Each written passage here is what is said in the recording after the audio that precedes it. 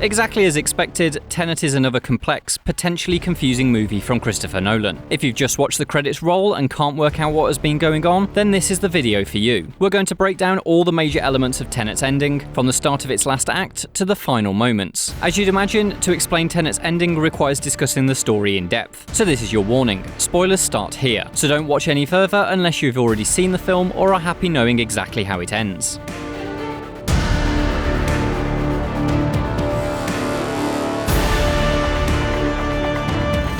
To understand anything of what's happening at the end of Tenet, you have to understand the algorithm. The algorithm is a scientific formula that allows time to flow backwards, or to become inverted. It will be developed by scientists in the future, and, fearing its impact, its unknown creator will split the formula into 9 pieces, hide them in the past, and commit suicide. In the present day, Andrei Sator has been able to find all 9 of the components that were sent back through time, the final piece being 241, which is the item recovered in the opening Opera House action scene, lost again afterwards, and rediscovered by the protagonist in the highway chase sequence.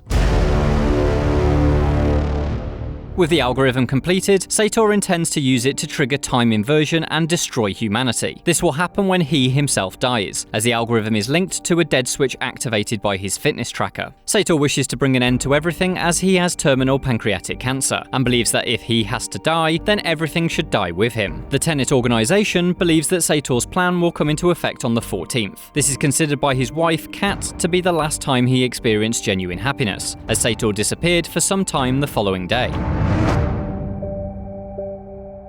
Using Priya's time inversion turnstile, members of the Tenet organization are able to go back to the 14th. They learn that Sator's forces will use an explosion to seal the completed algorithm in an underground vault at the Hypercenter, a space used for subsurface nuclear detonations. At the Hypercenter, Tenet splits into 2 teams. The red team moves forward through time, while the blue team is inverted. They attack in a temporal pincer movement, creating a large distraction battle in order for a splinter cell of Ives and the protagonist to infiltrate the Hypercenter and take the algorithm. Simultaneously, Kat travels back to Vietnam to be with Sator on his final day of happiness, aiming to ensure he does not know of Tenet's attack on his forces and deal with him once his dead switch can no longer trigger the algorithm. The protagonist and Ives infiltrate the Hypercenter amidst the chaos. Inside, they find a locked door. Behind it is one of Sator's soldiers preparing to bury the algorithm, and a Tenet corpse that has a red string attached to his bag. Sator's soldier attempts to kill the protagonist, but the corpse is resurrected by time inversion and is shot instead. The corpse, now alive, is able to unlock the door for the protagonist and Ives so that they may grab the algorithm.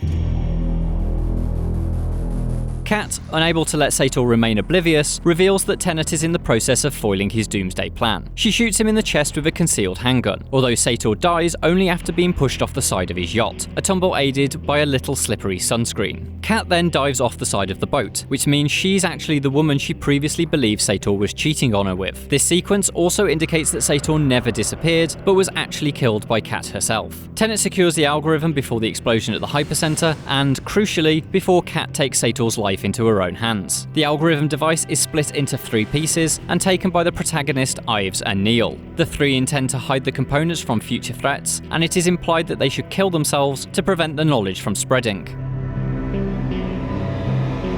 At the end of the mission, Neil reveals that he was actually recruited by the protagonist in the future, and that, from his perspective, they have known each other for several years. Neil's timeline runs backwards compared to the protagonist's. This explains how Neil was able to know the protagonist's preference for Diet Coke when they first met. In this same scene, you can see a red string attached to Neil's bag. This indicates that he is the soldier who takes the bullet meant for the protagonist in the Hypercenter. He explains that he plans to revisit the site using time inversion to make sure that he can open the locked door, as he is the team's best lockpicker, which thus seals his fate. Essentially, the protagonist's first mission with Neil is Neil's final mission with the protagonist. Neil also hands his piece of the algorithm to the protagonist before heading back in time, suggesting that the protagonist will know the location of 2/3 of the device.